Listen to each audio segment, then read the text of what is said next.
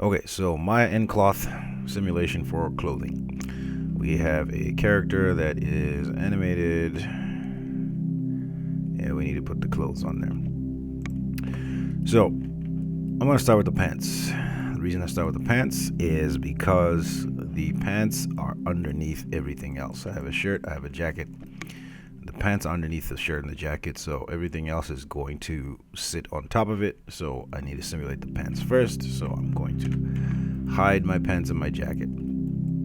Now the first problem you'll have if I try to simulate it as is, the pants are going to fall down because they need to be held up at the waist. Now there's different constraints and stuff that you can try, but I find that just skinning the pants and then using that to hold the pants up is a better option. So to allow me a little bit more detail in my pants, you know what, I'm going to leave them like this, but if you want more detail in the pants, you can always put a smooth note on there, and then you'll get more folds and stuff. But in the interest of speeding the process up, I'm going to leave them at this resolution and call it good. Okay, so my pelvis joint, I'm going to select each of my knees. So just 3 joints basically. I have my pelvis, my left and right bind knees, and then I'm going to shift select my pants, and I'm going to go in my rigging menu set here, go to skin, go in the bind skin options. I'm going to reset it. Always switch this to selected joints. I'm going to leave everything else default except this. I'm going to set max influences to 1. This is going to ensure that every vertex on my pants is skinned to a single joint. Okay, so bind skin. So what does this look like? You'll see that now it looks pretty bad. All right, let me hide my joints here so we can see this better. It looks pretty bad, but that's what we want. Okay, if we look at the weights here, if I go to paint skin weights, you'll see that my pelvis has that influence right there. So let me just reset it here. My pelvis has that influence. My left knee has that. My right knee has that influence, and my left knee has that influence. There is no blending between the different zones here. It's all, each vertex is 100% on one of those joints. Okay, so that's how I want it. Okay, so next thing we can now do, now that we've skinned it, is we can go back to the FX menu set here, and then we can go to nCloth, and we're going to create nCloth. So that's going to turn my pants into a cloth object. Okay, and then as soon as we do that, you will notice that down here, let me close my rig here, we have a nucleus node, which the nucleus node basically defines all the physics for the simulation. So all the gravity and wind speed and such are held in the nucleus node. The nucleus node has an enable switch here, so if I turn off enable, it's going to completely disable the entire simulation. So every piece of clothing that you make is going to be under this nucleus node, unless you decide to define a new nucleus node. Generally, I only have the one nucleus node in my scene, so this will turn that on and off. So I'm going to keep that enabled. You'll also see that I have an nCloth node in my scene as well. That is defining the cloth characteristics for the pants. I'm going to start in my nucleus node. I'm going to go down, scroll down to substeps. Usually I will increase this to 12 and the max collision iterations to 16, just as a starting point, because 3 and 4 is really low. Substeps is how many times per frame the calculation is done, and the collision iterations, it refers to the accuracy of the collisions. Okay, so when the pants collide with the body, for example. Then I'm going to go in my time attributes, and I want my simulation to start at frame minus 40, because I've given my cloth enough time to settle. So basically the character is going to go back to his starting position. This will allow the cloth to sort of settle with the body, and by the time I get to frame 1, this is where I'm at my first pose, and then the cloth will now be following the character. So I don't want my simulation to start at 1, I want it to start at minus 40, so I'm going to plug that in. Excuse me. And then space scale, usually because these, by default, the my units are centimeters, so this is a 1 by 1 centimeter square, meaning that this guy is only a few centimeters tall. So if I start by setting this to 0.1, basically what I've done is I've made him 10 times as big. The simulation sees him as 10 times as big as he actually is. So it's going to simulate it like he's, I don't know how many centimeters tall he is, but now it's going to be each one of these is going to be 10 centimeters by 10 centimeters instead of 1 centimeter by 1 centimeter. So I don't know, 9 or 10 or 15. I don't know what that is. I'm not going to count it.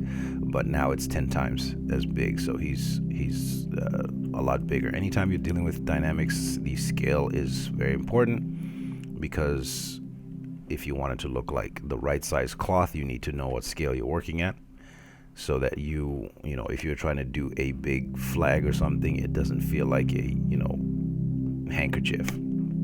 Okay, so now that I've set that, I can get out of my nucleus node. I'm going to go in my cloth node. So collisions. If you open up the collisions tab here, we have our collision flag is face, which means that it's going to calculate the collisions according to faces. The self-collision flag, which is the collisions with the cloth when it collides with itself, is going to be done at the vertex level. So when the cloth collides with something else like the body, it's going to be calculated at the face level. If you actually want to see a physical representation of the thickness. So thickness is how thick your cloth is. Are you simulating a really thin piece of silk, or are you simulating a big thick wool blanket? This is where you set the thickness. So in order to be able to see the thickness, you need to turn on, right here in the solver display, turn on collision thickness, and you'll see you get this sort of yellow poly sort of geometry here, and the yellow is just defined by this color right here. So if I turn up my thickness, you'll see that increases and decreases. This is going to affect how this cloth bends and folds. Okay, so the thicker it is, the less detailed folding you're going to get. Okay, so I'm going to reduce it down to like I don't know, let's go 0.025 or something, or maybe 0.02, so we don't make it too thick. Okay, and we can always mess with this later. Then self-collision thickness, and again, because it's happening at the vertex level, you will notice that it shows it along the vertices here. And I'm going to leave this at, well, let's go to 2.75. Let's make them a little bit smaller. Okay, bounce. We don't really want bouncy cloth. I'm going to turn this off. We don't really want bouncy cloth, so I'll leave that at 0. Friction, we need to have some friction in there. I think I'll leave it at 0.1. And then if you want your cloth to be sticky, you can also turn up the stickiness. I don't think I want that here. Then if I come down here to dynamic properties, the dynamic properties are the actual attributes of the cloth. So depending on the type of cloth, you're going to punch in different values here. Now, it's kind of tough to figure out what's what here. So what you can do is just use a preset. If you click on presets, you'll see that you have different things here. So the preset that I usually just start with as a starting point is the t-shirt preset. So I'm just gonna come down here to t-shirt and then go to replace. If you don't want to replace the existing settings, you can always blend them, but I'll just replace it so that it completely sets it to the t-shirt settings, and you get a little bit of a description here of how that t-shirt works. Okay, first thing I'll do is I will just up my stretch resistance to 100. So I don't like my pants to be very stretchy because they look really fake if they stretch a lot. So I will usually turn this up. Bend resistance, I'm going to say maybe 5. It just determines how much bending the cloth will resist. So if you don't want really bendy cloth or the foldy cloth, you can turn that up. Now usually that's about as far as I'll go. Okay, and you, at any time you can come back and tweak these if needed. The input mesh attract. So we skinned this model before. I mean these pants before. So the input mesh attract, basically, if I turn this up and I set the input attract method to lock values 1 or greater, what that's telling Maya is that you want the pants to follow the skinning and not the cloth. Okay, so the input mesh was skinned. So if we tell it to input mesh attract, basically the cloth sim is going to the pants are going to follow the skinning over the cloth sim. Now this is useful for a couple of things. In order to get the pants to stay up at his waist, what we can do is tell it to only follow the skinning up at the waist. And then we'll tell it to also follow the skinning right here at the bottom of the pants so that the pants can stay tucked in the boots.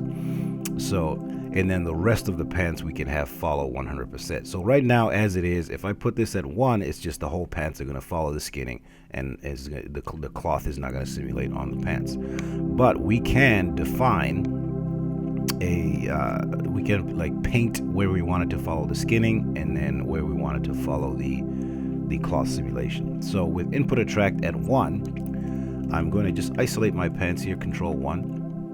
And then I'm going to go into the nCloth menu, go to Paint Vertex Properties, and go to Input Attract.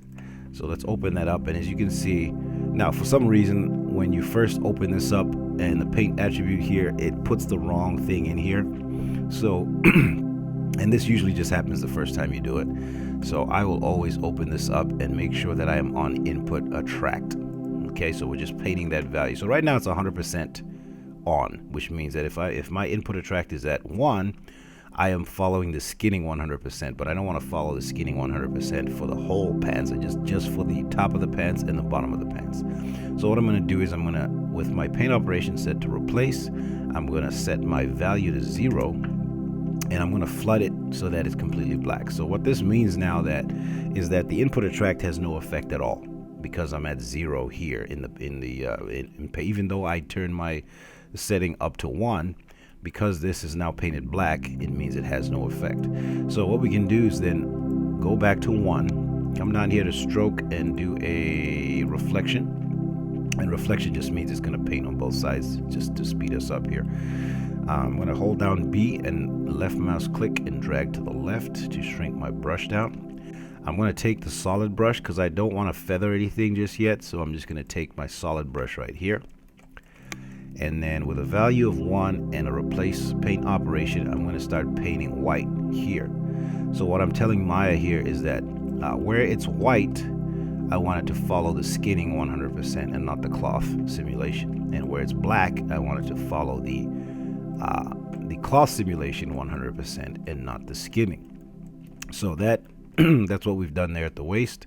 Now we can do the same thing down here at the bottom of the pants here, so that this part of the pants will stay tucked into the boot. Otherwise what happens is the pants will eventually jump out of the boots, and we don't want that. So let's just go ahead and paint this like that. And sometimes the reflection is not perfect, as you can see, so if that happens, just go in and clean that up. There we go. And do the front here. Okay, look around it. Now, because I use the hard brush, these are very harsh settings here. There's no fall off. And the reason I didn't use this brush here is because there's an easier way to do it. If I set my paint operation to smooth and then hit the flood button, you can see that it feathers that out for me, both top and bottom, so that it's not such a harsh transition. Now the problem is when I hit the smooth, the values up top here may no longer be at 100%, and I need them to be at 100%. I want them to feather out as they go down, but at the very top I want it to be 100%. So I'm going to go back to replace with a value of 1, and again shrink my brush down and just get those top 2 edge loops there and make those, and just this way I make sure that they are at 100% and that they will do it. They will stick 100%. Okay, so just go through and make sure you get it all, and that way I'm good. I think down here, because I had a much wider range here, I shouldn't have that problem, but if you want, you can go through and just paint. I think these are pretty good right here. Okay, so that is done. I'm going to hit W just to get out of the paint tool, and if I now go back, hit Control 1 to bring this back, So let's do a test. I'm going to save my file. You want to make sure you save your file before you test any simulation, because if it does happen to crash on you, then you can always just restart it and be right at that same spot. Okay, so I'm going to hit the play button here just to see what happens, and you'll see that my cloth is now simulating, and it's staying up at his waist, but it's obviously not hitting his body. So that is the next thing we have to tackle, is make it so that his body can actually collide with the cloth. You can see that I am getting simulation here, but because my body is not a collider yet, the pants are going right through the body. So let's reset that and now select his body. And what we're going to do here is we want to smooth the body, just because if you look at the back of his body here, there's a lot of, because it's sort of low res here, it's a lot of angularity and sort of sharp points. So, and what's happening is you can see them through the pants here. So that's going to cause the shape of the cloth to follow that. It's not going to look very good. So what we can do is just smooth our body, and give it a second here. There we go. So now that it's smooth, you can see we don't have that stuff coming out of the pants there. Okay, now that we have him smoothed, what we can do is go to nCloth and make him a passive collider. So create passive collider. Okay, so now that he is set to a passive collider, he will actually react to the cloth. Now the passive collider, if we go in there, it's an nRigid. If we go in the attribute editor, you'll see that it also has its own collision thickness, so you can actually see the thickness there. And these things are not too bad in here. If it 0.014 should be just fine, so I'm going to leave it as is. And then I don't think I change anything else. If you want more friction, you can always increase it here on the collider. So let's then have a look here and see what happens if we play this back. You'll see that now as it simulates, the body will stay inside the pants, and the pants will actually react to the body.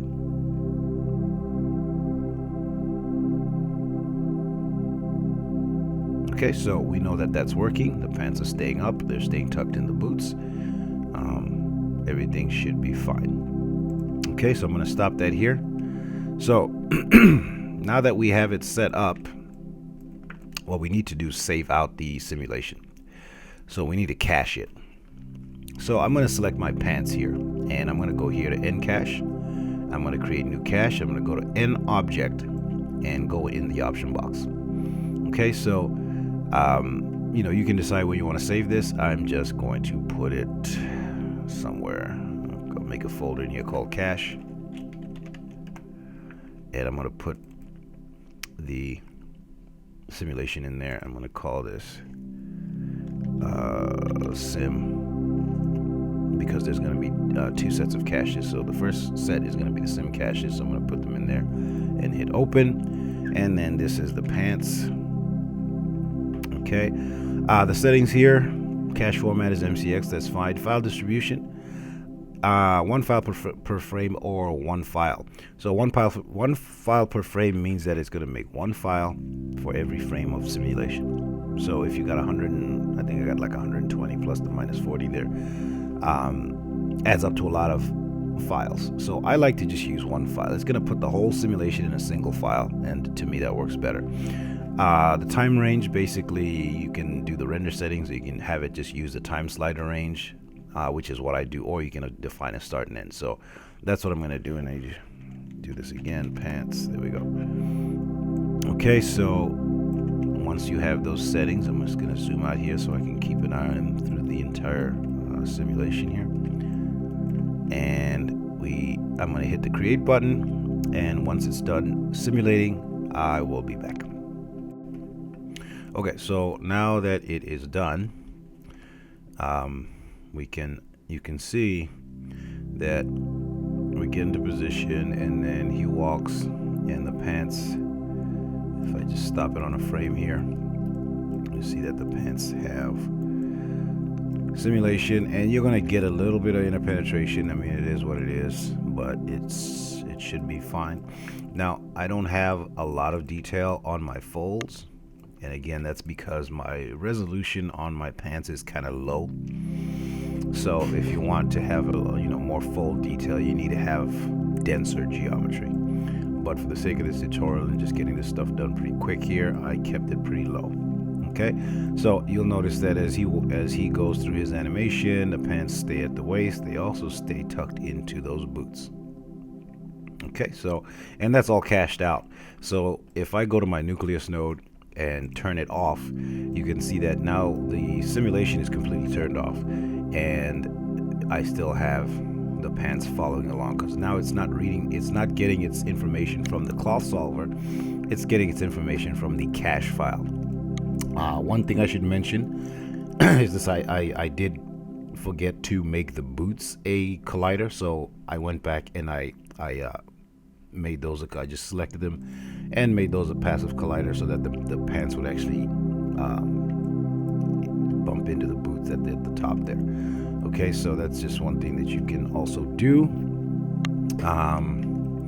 And then I tweaked a couple settings in the cloth, but nothing major. I just dropped my bend resistance a little bit to try to get a little bit more folding out of that, and then I also dropped the thickness a little bit to try to get a little bit more folding out of the simulation. So just a couple minor things that I did before I ran the simulation. So now that these simulation pants are simmed, the problem is that these are very low red. These are, there's no detail on these.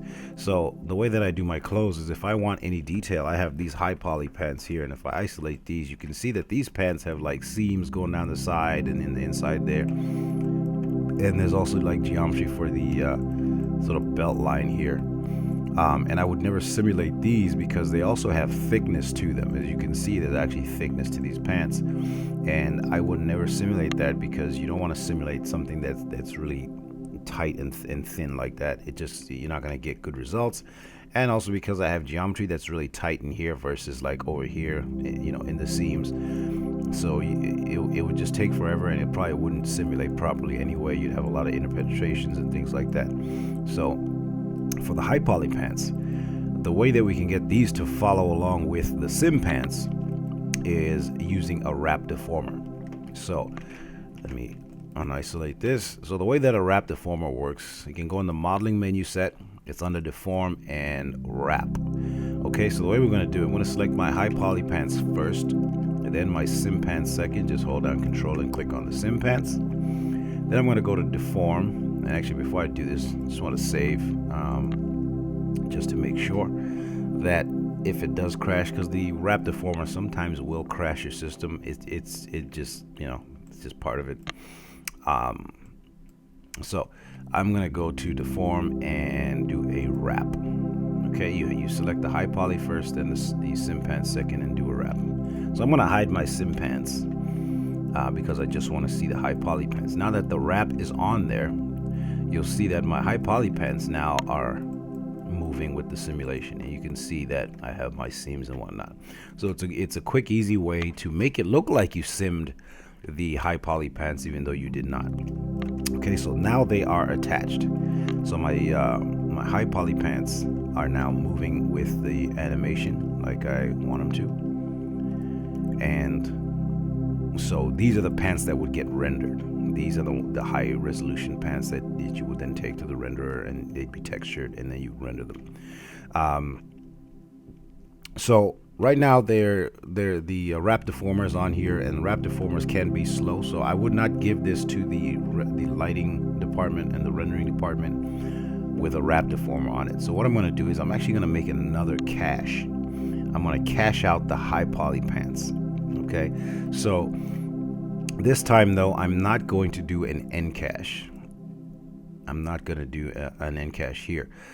The end cache is good for the simulation pants, but these are not simulation pants. These are wrap deform pants. So a simple geometry cache is going to be good enough for these. So under cache, so we have end cache and then we have cache. I'm going under cache this time. Geometry cache. I'm going to hit create new cache. I'm going to go in the option box, and again I'm just going to tell it where I want to save this. So right in here, and again, one file, and I'm going to use the time slider again, and we're going to call these pants cache. Okay, and then I'm going to run this again, and make sure you save before you do it again. I'm going to run this again, this time for the high poly pants, so that they will be cached. And again, once that is done, I will be back. Okay, now that cache has run through, you're not going to be able to tell the difference. It's just going to look like it did before. So what you can do is select your high poly pants here and just delete history. So edit, delete by type history. And when you do that, they will disconnect from the sim pants. And then we can just reconnect. It'll disconnect the connection to the sim pads. It will also disconnect the cache you just made. So we need to reconnect that cache. So go to cache, geometry cache, go to import cache, and then go find that cache file, which is right here. And as soon as I do that, you'll see that my pants now snap, and now they move.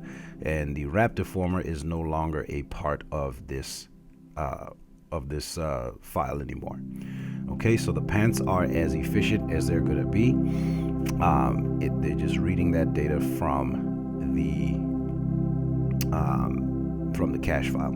Okay, so at this point we can go in the sim pants, which are hidden here, and we can right here under the nCloth shape node, we can turn that off, which is going to remove that cloth simulation from those sim pants, because we're done with it now. Okay, so the next thing we have to do is the sim shirt. So I'm just going to show this. Okay, now what we want to do is we want to collide the sim shirt with the high poly pants. We don't want to collide it with the sim pants, because the sim pants don't have some of these details like this belt line here and what have you. So we want to collide with the high poly pants to give us a better simulation. So what we're going to do is then take our high poly pants and make those a passive collider. So select the high poly pants and go to create passive collider. So now they will bump into this shirt here. So for the shirt, it is a little low res, so I'm going to smooth it. Okay, just to add a little bit of geometry to it. And then for the shirt, I don't think I need to skin it, because it's a shirt. It's not going to slide off of him. It's just going to stay on the body. So I'm going to leave that without skinning, so I don't have to do that input or track stuff that we did before.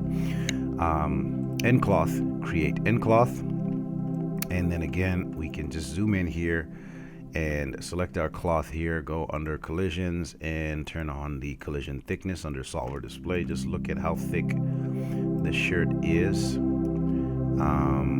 Let's go 1.15 here, and this collision thickness, I'll go to self collide with scale. I'm going to go to 2.5. I'm going to turn up the friction, so what is it, 0.1? I'm going to go 0.15, just so that the shirt doesn't slide around his body too much. Now his body is already a collider, and I'm going to go 0.15 there as well, just to help that along as well. Okay, so with this selected again, I can turn off my collision thickness there. Okay, and I can save my file again. Okay, and then I believe I had turned off, yes, I had turned off the nucleus, so I need to turn it on, otherwise my cloth won't work. So let's turn that back on. Okay, so save again right before you sim. It's always good to hit the save button. So let's just do a quick test to make sure that the cloth is moving. And if you see that it's not, we got to figure out why that is. So let's see here, that's enabled, this is enabled, and again just making sure that our time starts at -40. Let's try that again. Yeah, so sometimes when you play it through the first time it won't work. So we do have simulation. Now you'll see that, let me stop it real quick, just hit escape a few times. Now what you're seeing here is the default cloth settings. And if I go under dynamic properties, under my nCloth shape node, dynamic properties, you see that my stretch resistance is really low. So this is why I like to turn it up, because otherwise the clothes do stuff like this, which is obviously very bad and doesn't look good at all. So again, I'm just going to go to presets, and I'm going to get that t-shirt preset and replace this. And even at that preset, it only raises it to 35, and I want to set it up to at least 100. I might even do 150 just to really get it up there. The bend resistance, I might go, let's try value of 1 for that.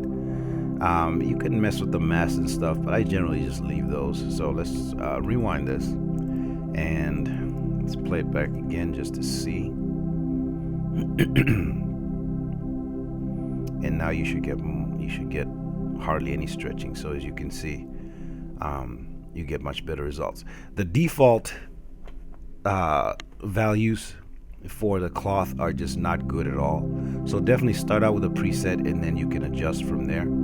Okay, so this is working. I'm going to hit escape a few times to stop it.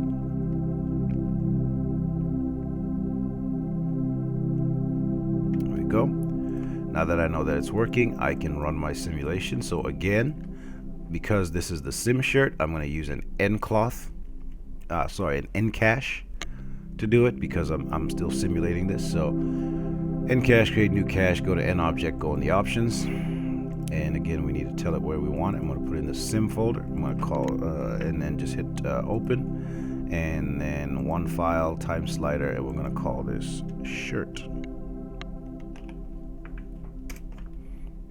Okay, and I'm going to hit the create button, and before I do that, again save, just to get in the habit of doing that. So I'm going to run this cache, and we will continue from there. Okay, so now the shirt has simulated. If we run it back, you can see what we have here. It's just the shirt moving with the body. We're getting some nice folding in the arms there, and it's looking pretty good. Again, if I want to, I can turn off my nucleus node just to make sure that all the animation is coming from the cache file and not the nucleus node. Okay, so we have now got the sim shirt done, and we need to then show the high poly shirt. And remember, because we smoothed the sim shirt, I'm gonna have to smooth the high poly shirt as well. So I'm just gonna smooth that. I'm gonna hide my sim shirt, select the high poly shirt, shift select the sim shirt, and we're gonna go to modeling menu set and go deform and wrap. Okay, just give that a second to finish what it's doing. There we go. And now the high poly shirt should, as you can see, the high poly shirt's got the seams, got the detailing and the cuffs and everything. So it is now following along, and as you can see here, we're colliding with the pants very nicely, and that's looking pretty good. And if we smooth it, just hit 3, and you can see how nice that looks. To smooth the pants too. You know, there's definitely settings that I could have improved in the simulation, but for this is fine.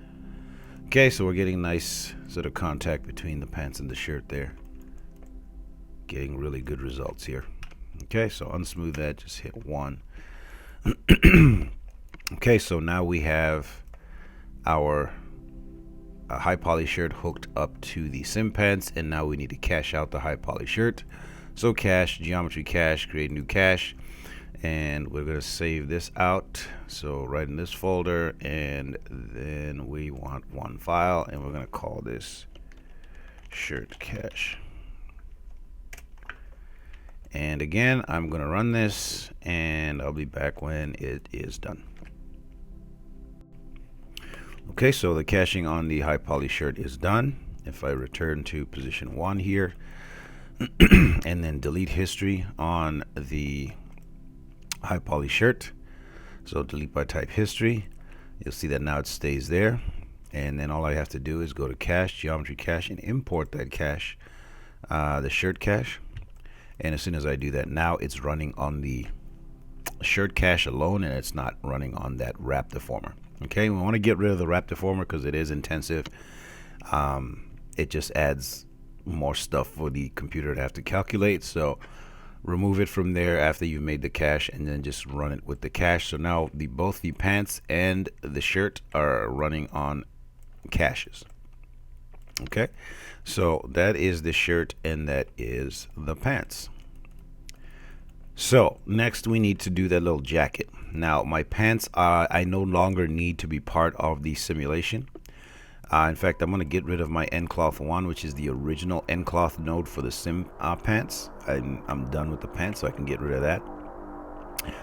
I'm done with the nCloth for the shirt because I'm going to collide with the high poly shirt, which is running off a cache.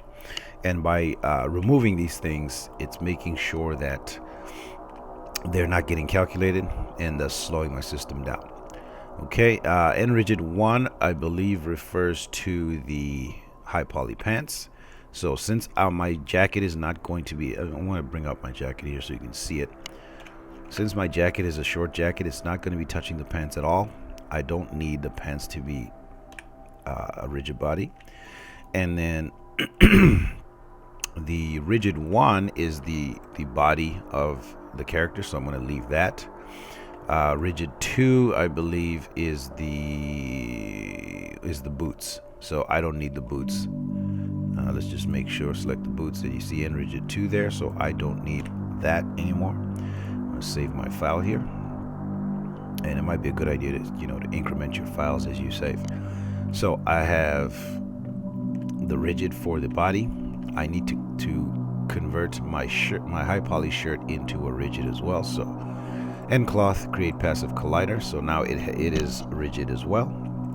Now our jacket here, because it is open in the front, there's a chance that it just might open up and then start to slide off and try to slide down the arms.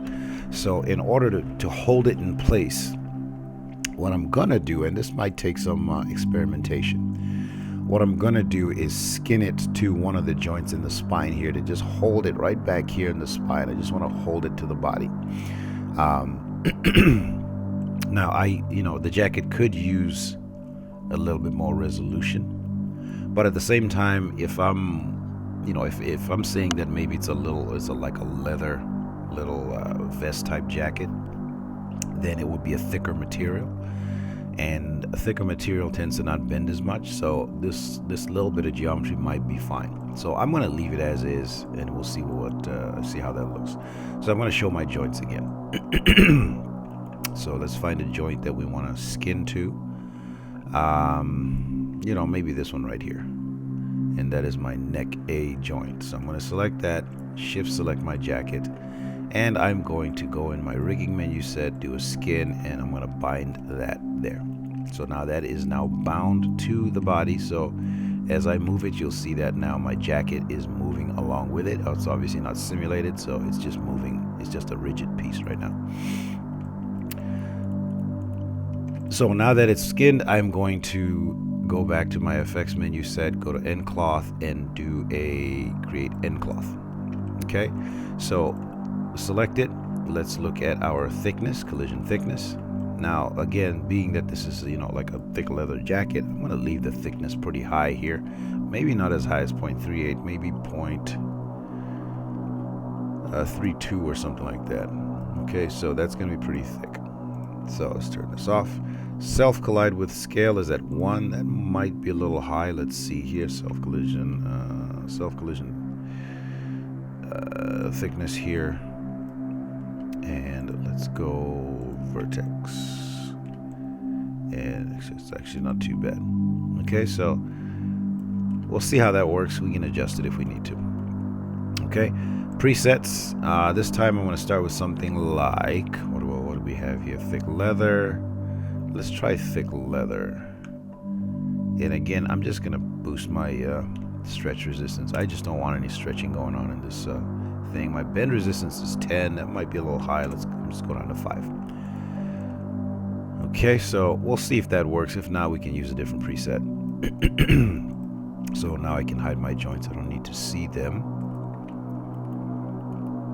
Okay, so I can even hide my my pants there, just so they're not having to run with the simulation. All right, so let me save, and then I'm going to hit the play button. And oh, actually, before I hit the play button, because this is skinned, I need to come down here to input mesh attract, and I need to turn this up, set node locking or input attract method to lock values of 1 or greater. So what that means is when a value is at 1 or greater than 1, it's going to lock it and not move it at all. It's not going to follow the cloth at all. If you have non-locking, you might still get a little bit of movement in there. So I like to lock it so that it does not go with the cloth at all. Okay, so input attract set to 1. So again, like we did before, we need to go in nCloth, paint vertex properties, go to input attract, and again, for some reason that goes to collide strength.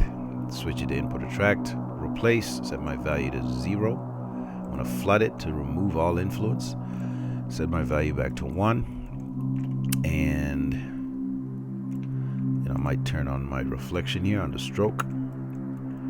And honestly, I don't need much here, so I might just sort of and then get your solid brush there, so something like that. And then what we can do is go to smooth and start to flood, and then maybe just here replace 1, have that sort of hold, and you may have to experiment here, maybe go there. It might end up being too obvious that it's being held up at that point, so we'll see what happens. All right, so I'm gonna leave it like that for right now and see what we get, and save my file again.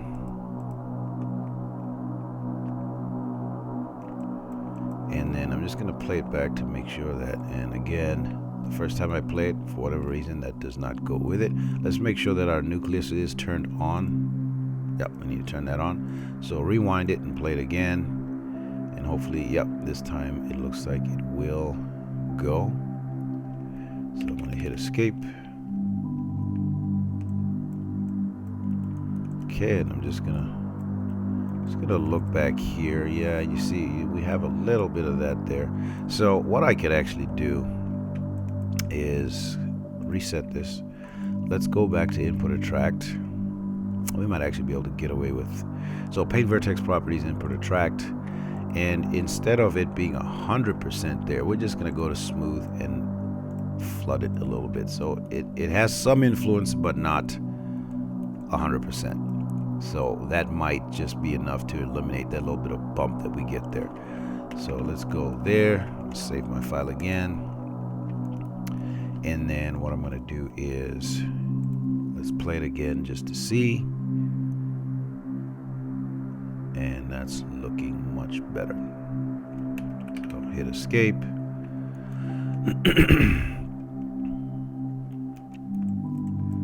And yeah, I like what that's doing better. Okay, so let's give it a whirl and see what it's going to do. Just gonna go back in here and just look over my settings again, just make sure that I have everything that I want. I think I do. So let's run a cache on the jacket. So let's go to nCache, create new cache and object. Go in here, click on there. We're in the sim folder, and this is jacket or vest or whatever you want to call it. Actually, no, we don't do that here. We just select the folder here, and then we type in jacket. One file, and so on and so forth. So with that selected, you got to make sure that the thing you want to cache is selected. Then you hit the create button. So once that's done, I'll be back. Okay, so this jacket is now simulated, and it is now following along and bouncing off the shirt as you would expect. It looks pretty good. So again, like we did before, we need to now connect the high poly jacket to the sim jacket. So I'm going to show the high poly jacket. I'm going to hide my sim jacket, select high poly jacket, shift select sim jacket, and we're going to go on the modeling menu set. We're going to go to deform, and again, before I do this, I'm going to just save real quick because the wrap deformer can crash your system. So deform and wrap, and just give it a sec. and it's done. Okay, so again, if I scrub this now, you'll see that my high poly jacket is simulated, and there we go. So we have all the clothes done at this point. What we need to do is then cache out our high poly jacket. So again, we're going to use a geometry cache, not an end cache. And we're not going to use an end cache. We're going to use a regular cache as a geometry cache. I'm going to create a new cache, and let's go up to here and hit open, and one file type slider. We're going to call this jacket cache. Okay, I'm just going to zoom out and run this, and I'll be back. Okay, so the cache has run for the jacket, and again, like we did before, we can go back to the start position. We can delete history on it, and that'll disconnect it from the cache and from the wrap deformer. So then we can just go to cache. We can go to geometry cache, import cache, and we can import, although we don't actually have to do it for the jacket, but we can do it here. Import cache and do the jacket cache, and now everything, at least all the clothes, are now cached out. Okay, so that is it for the clothes. So if we go in the clothes here, I'm going to bring back my high poly pants. Those are now cached out. Okay, so the whole outfit is good to go. Okay, so the next thing I like to do right now, we have our rig in here, so you know all the controls and everything are in there. Since the animation is done and it's locked in and it's not going to be changed, because any changes to animation right now means the cloth has to be redone.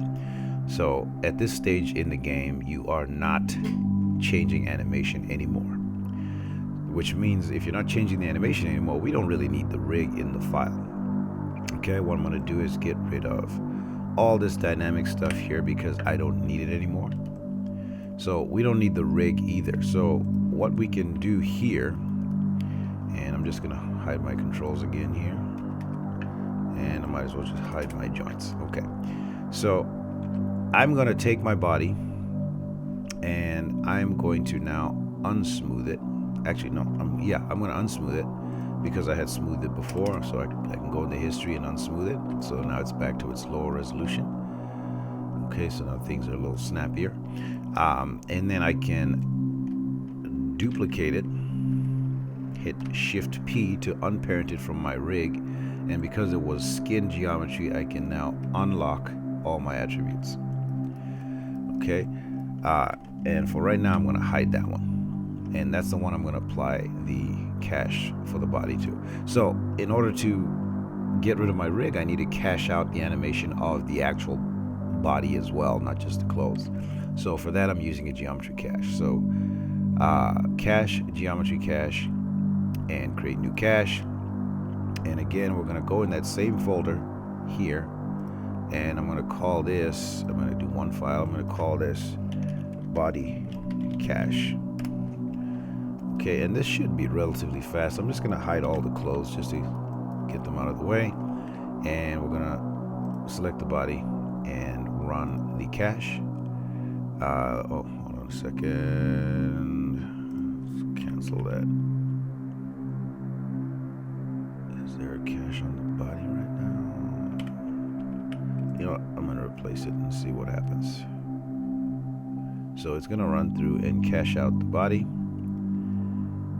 Hopefully it won't hang up on me. Sometimes the caching out of things will get hung up on the last frame, and if that happens, you just have to force quit Maya. The cache usually is there and intact. You just reconnect it, but for some reason it'll hang up on that last frame, like I think it's doing right now.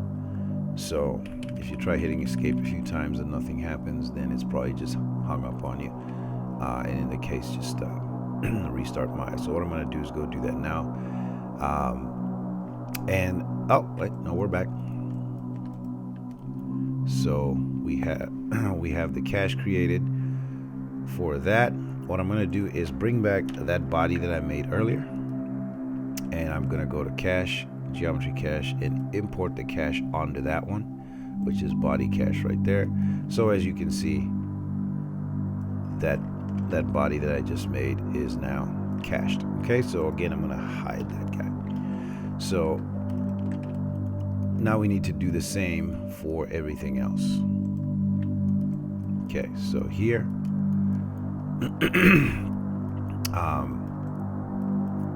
let's do the boots. So select the boots. Looks like there's a cache on there, so let's go ahead and just geometry cache. Let's just delete cache on the boots. There shouldn't have been a one on the boots. So we're going to select the boots by themselves. Cache, geometry cache, create new cache. We're going to go in that same folder, hit open, and we're going to go boots cache. Okay. And then again, I'm just going to save.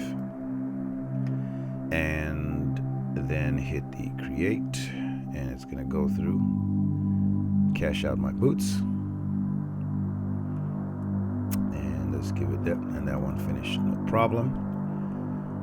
So my boots are now cached. So what I could actually do is go back to frame, to the start frame, duplicate my boots, shift P to unparent them, so they're down here, unlock the attributes, and I'm just going to take the ones off of these.